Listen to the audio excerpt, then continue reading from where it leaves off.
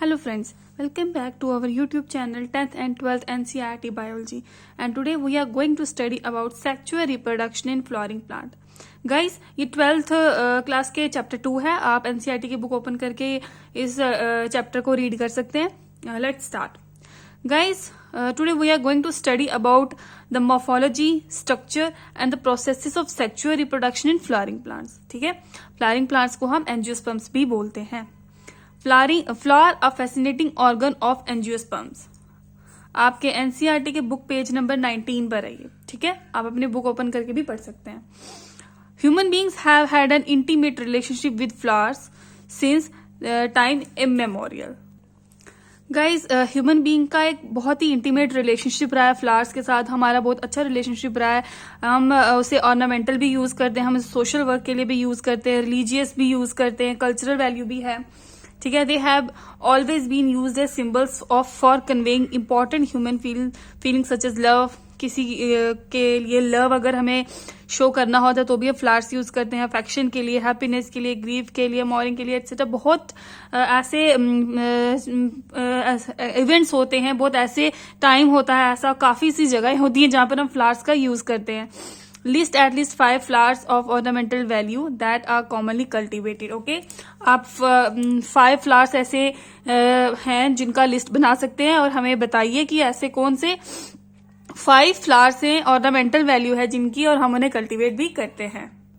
Guys, इस chapter को अच्छे से स्टडी करने के लिए आपको ये डायमेट्रिक रिप्रेजेंटेशन ऑफ फ्लावर का अच्छे से आना चाहिए. ठीक है, ये एक डायमेट्रिक रिप्रेजेंटेशन है फ्लावर का. ठीक है, बेसिक से स्टार्ट करते हैं. सबसे पहले ये जो है, ये जो लीफ होते हैं, जो पत्तियां होती हैं, आप जैसे फ्लावर को ले सकते हैं, जो उसकी पिंक कलर की और रेड कलर की जो बाहर हम इसे पत्तियां बोलते हैं ना, जो लीव्स होती हैं, एज अ ले सकते हैं. एज अ उसकी जो बाहर की लीव्स होती हैं उसे बोलते हैं पेटल्स. लीव्स वैसे होती नहीं है, मैं आपको समझाने के लिए लीव्स बोल रही हूँ.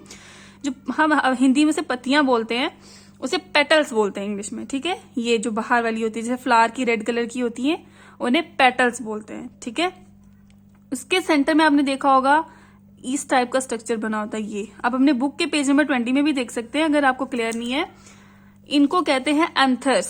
ठीक है, जो ये ऊपर वाले होते हैं इस वाले पोर्शन तक को बोलते हैं एंथर, और जो ये नीचे ट्यूब आ रही है इसको बोलते हैं फिलामेंट. ठीक है, इस ट्यूब को बोलते हैं फिलामेंट. अब आपने देखा होगा सेंटर पोर्शन में ये एक सिंगल होता है. ये एंथर्स बहुत सारे होते हैं, एंथर और फिलामेंट बहुत सारे होते हैं, बट सेंटर में एक सिंगल सा होता है मेन. ऐसे वो भी एक ट्यूब टाइप स्टैंडिंग फिलामेंट होता है, उससे बोलते हैं. सबसे ऊपर वाले पोर्शन को बोलते हैं स्टिग्मा. इसके ऊपर वाले को बोलते हैं एंथर और इसके ऊपर वाले को बोलते हैं स्टिग्मा. अब इसकी जो ये ट्यूब है उसको बोलते हैं फिलामेंट और इसकी ट्यूब को बोलते हैं स्टाइल. ओके, यही स्टाइल जब नीचे आती है तो ये बनाती है एक ओवेरी. ठीक है, आप ओवरी होती है ये. ठीक है, और ओवरीज की बहुत सारी टाइप्स होती हैं, वो हम बाद में स्टडी करेंगे, बट ये मेन हमें समझने के लिए बता रही हूँ कि ये होती है ओवरी. अब आपने देखा होगा हम रोज ही लेके चलते हैं, रोज के नीचे ग्रीन कलर की जो लीव्स होती हैं सुंदर सी, उन्हें बोलते हैं सेपल्स. ओके, ये मेजर पार्ट ऑफ फ्लावर्स हैं, आपको ये अच्छे से आना चाहिए विद डायग्राम.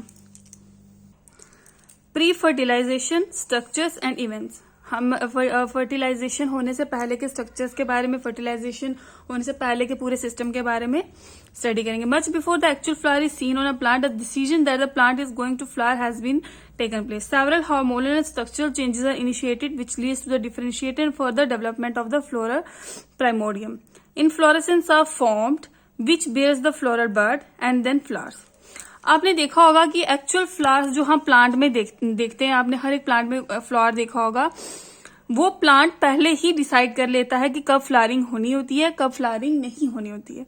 ठीक है, बहुत सारे हार्मोनल और स्ट्रक्चरल चेंजेस स्टार्ट हो जाते हैं जो कि बाद में डिफरेंशिएशन होती है, उसकी डेवलपमेंट करते हैं और लास्ट में फ्लोरल प्राइमोडियम बनाते हैं. ठीक है, आप इन डिटेल में प्राइमोडियम क्या होता है, इनफ्लोरेसेंस क्या होता है, इसके बारे में समझेंगे, अभी आपको कंफ्यूज होने की जरूरत नहीं है. Inflorescence are formed which bears the flower bud and then the flower. Inflorescence क्या होता है, वो इनफ्लोरेसेंस बनता है, इसमें क्या होता है, उसके अंदर एक फ्लोरल बर्ड होता है और वो बर्ड जब डेवलप होता है तो एक फ्लावर बनाता है. In the flower the male and female reproductive structure, the androecium and gynoecium. ठीक है, जो एंड्रोशियम होता है उसको मेल रिप्रोडक्टिव स्ट्रक्चर बोलते हैं। जो गाइनेशियम होता है उसे फीमेल रिप्रोडक्टिव स्ट्रक्चर बोलते हैं। The androecium and gynoecium differentiate and develop, अलग अलग हो जाते हैं, जैसे कि इसमें ये मेल रिप्रोडक्टिव स्ट्रक्चर है और ये फीमेल रिप्रोडक्टिव स्ट्रक्चर है। एंथर और फिलामेंट मेल होता है, स्टिग्मा और स्टाइल फीमेल होता है। ये डिफरेंशिएट हो जाते हैं और डेवलप होने स्टार्ट हो जाते हैं। You would recollect the androecium consists of a flora of stamens representing the male reproductive organ and gynoecium represent the female reproductive organ. Okay. Figure 2.2a, this one shows the two part of typical stamen. ठीक है, ये स्टेमन आता है, anther और filament. Anther और filament पूरे को बोलते हैं स्टेमन। ओके, तो ये जो फिलामेंट और एंथर होता है इस पूरे को बोलते हैं स्टेमन। एंथर और फिलामेंट को बोलते हैं stamen. Which show two part of typical stamen, the long slender stalk called filament. मैंने आपको बताया जो ये लॉन्ग स्लेंडर टाइप स्टॉल को होता है, ट्यूब होती है, उसको बोलते हैं फिलामेंट। ठीक है, and the terminal generally bilobed structure called anther. इस वाले पोर्शन को, ये बायलोब्ड होता है, दो पोर्शन होते हैं इसके। देखिए ये इसका 3 डायमेंशन कट हुआ है, ये 2 लोब्ड स्ट्रक्चर होता है, उसको बोलते हैं anther. The proximal end of the filament is attach to the thalamus और the petals of the flower. ये जो लास्ट पोर्शन होता है इसका, ये थैलेमस के साथ अटैच होता है। आप यहाँ डायग्राम में देख सकते हैं, एंड ऑफ द पेटल को बोलते हैं थैलेमस। ठीक है, और या तो उसके साथ अटैच होता है या पेटल्स ऑफ द फ्लावर के साथ अटैच होता है। The number and the length of stamens are variable in flowers of different species. Number and length जो है वो वेरी करता है डिफरेंट स्पीशीज में, फ्लावर्स के डिफरेंट स्पीशीज में। ठीक है, if you were to collect a stamen each from 10 flowers and arrange them on a slide, you would be able to appreciate the large variation in size seen in nature. आप समझ गए होंगे, अगर आप अलग अलग फ्लावर्स के से अगर 10 फ्लावर्स लेते हैं और उसको अरेंज करते हैं, उसके स्लाइड बनाते हैं स्टेमन्स की, तो आपको बहुत ज्यादा वेरिएशन देखी जाएगी, देखने को मिलेगी। ठीक है, careful observation of each stamen under a dissecting microscope and making neat diagram would elicit the range in shape and attachment of anther in different flowers. हर एक फ्लावर का एक डिफरेंट स्ट्रक्चर होता है, डिफरेंट पैटर्न होता है, attachment का pattern होता है, स्टेमन्स के नंबरिंग में डिफरेंट वेरिएशन होती है, उसकी साइज में, उसके शेप में वेरिएशन होती है। ठीक है, अब वैसे देखा जाए एवरेज तो typical angiosperm anther is bilobed होता है, 2 लोब्स होते हैं उसके, with each lobe having 2 theca. ये 2 लोब्स हैं। ठीक है, यहां से इधर एक लोब है, यहां से इधर दूसरा लोब है, बट इन दोनों लोब्स में 2 थीकाज हैं। आप रेड कलर के देख रहे होंगे, ये 2 थीकाज हैं। ठीक है, इसको थीकाज भी बोलते हैं और थीशा भी बोलते हैं, अलग अलग प्रोनाउंसिएशन होती है अलग अलग एरिया के हिसाब से। That is they are dithecous. ठीक है, इसलिए 2 थीका होते हैं, इसलिए उनको डाइथीशियस बोलते हैं। Often a longitudinal grooves run lengthwise separating the theca. Let us understand the various type of tissues and their organisation in the transverse section of an anther. अब हम स्टडी करेंगे डिटेल में कि इनमें टिश्यूज, टाइप ऑफ टिश्यूज कौन कौन से होते हैं। The bilobed nature of an anther is very distinct in the transverse section of the anther. The anther is a 4-sided tetragonal structure. Anther जो है 4-sided tetragonal structure। देखिए वैसे देखा जाए तो anther के 4-sided होते हैं। ठीक है, बट अगर हम सिमेट्री में देखें तो 2 इसके लोब्स होते हैं और लोब्स के अंदर 2 थिकाज होते हैं। ठीक है, 4-sided structure consisting of 4 microsporangia located at the corners, 2 in each lobe। ठीक है, अब क्या होता है कि जो एंथर था वो 4-sided स्ट्रक्चर, मैंने आपको बता दिया, ये 4-sided स्ट्रक्चर होता है, consisting of 4 microsporangia located at the corners, 2 in each lobe।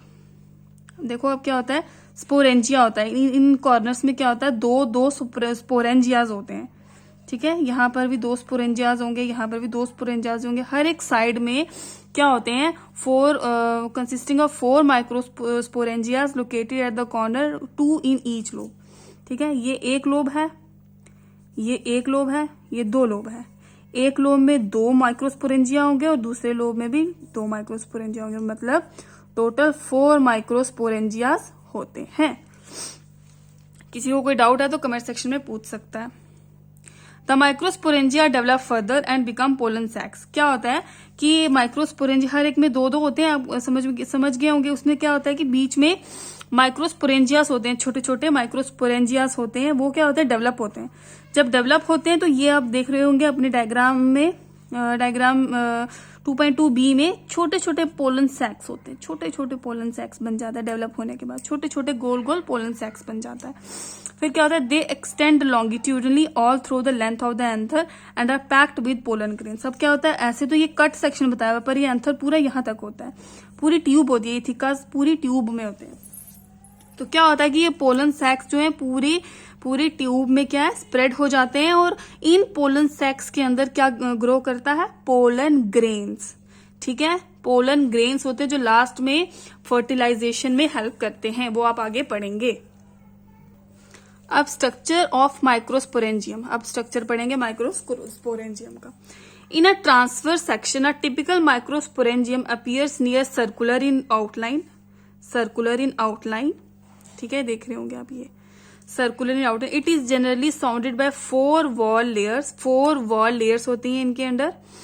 The epidermis, name याद रखिए, the epidermis, endothecium, middle layers and the tapetum. Okay, diagram में समझाने के लिए मैं नेक्स्ट पेज पर आई हूं। ये आप देख रहे होंगे एंथर का क्रॉस सेक्शन देख रहे होंगे, ठीक है, एनलार्ज्ड व्यू है एंथर का। ये आपको तो पता होगा, 4 लोब्स जो मैंने अभी आपको लास्ट पेज पे समझाया है। अब इसका ये है, ये पोर्शन आपको यहां समझाया गया है।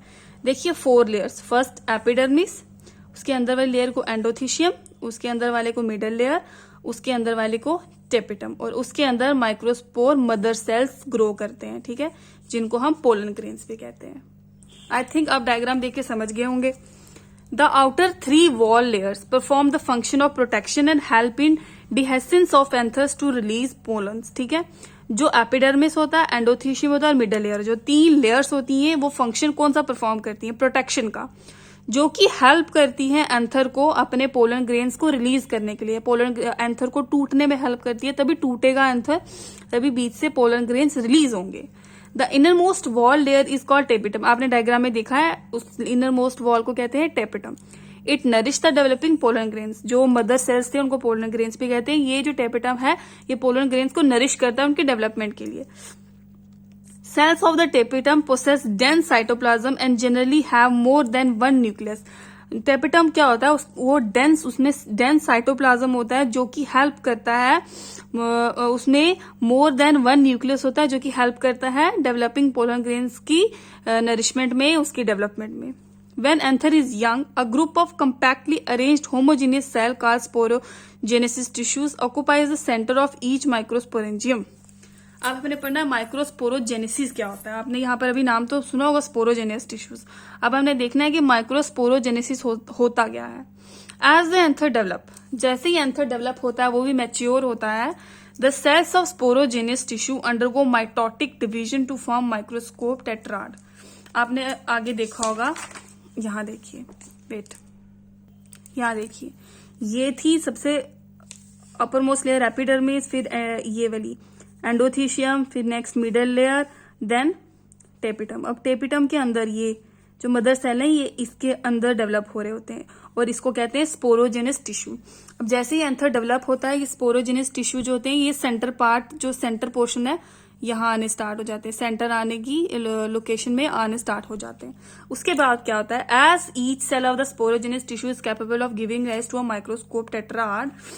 क्या होता है कि जैसे ही ये स्पोरोजेनस टिश्यू इतने मैच्योर हो जाते हैं कि ये कैपेबल हो जाते हैं माइक्रोस्कोप टेट्राड को प्रोड्यूस करने के लिए। माइक्रोस्कोप टेट्राड क्या होता है, जब ये पोलन ग्रेन्स छोटे छोटे डिवाइड होने स्टार्ट हो जाते हैं।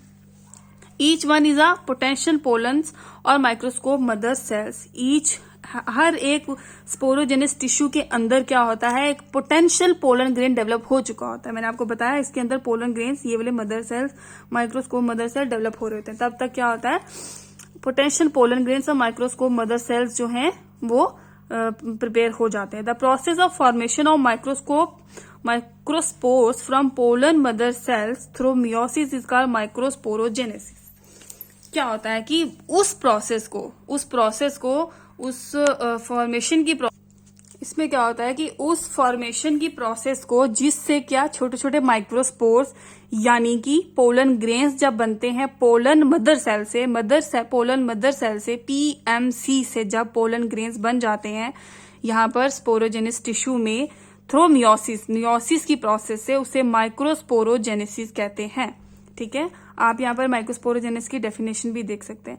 The microspore as they are formed are arrange in a cluster of 4 cells, the microspore tetrad as the, ये क्या होता है कि टेट्राड में होते हैं, माइक्रोस्कोप टेट्राड में प्रेजेंट होते हैं, क्लस्टर ऑफ सेल्स होता है, एक साथ क्लस्टर ऑफ सेल्स अरेंज होते हैं, जिनको माइक्रोस्कोप टेट्राड बोलते हैं। ठीक है, as the anther mature and dehydrate, the microscope dissociate from each other and develop into pollen grains। क्या होता है कि जैसे ही मेच्योर होता है एंथर मेच्योर होता है तो ये क्या होता है, डिहाइड्रेट हो जाता है। डिहाइड्रेट होने से ये क्या होता है, ये टूट जाता था। माइक्रोस्कोप डिसोशिएट, जो पोलन ग्रेन्स होते हैं, माइक्रोस्कोप स्पोर्स होते हैं, वो क्या होते हैं कि वहां से निकल जाते हैं, डिसोशिएट हो जाते हैं और डेवलप हो जाते हैं पोलन ग्रेन्स में। ठीक है, ये पोलन ग्रेन्स हैं इसके अंदर, जो कि अब यहां से मैच्योर हुए हुए अंतर से बाहर निकल जाएंगे।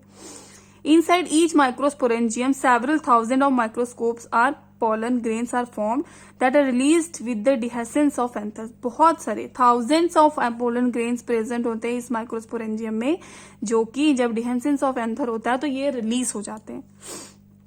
अब हमने पढ़ना है पोलन ग्रेन्स क्या होते हैं। अब पोलन ग्रेन्स पेज नंबर 22 पर जो पोलन ग्रेन्स का टॉपिक है, इससे आगे हम नेक्स्ट वीडियो में स्टडी करेंगे। Thank you guys.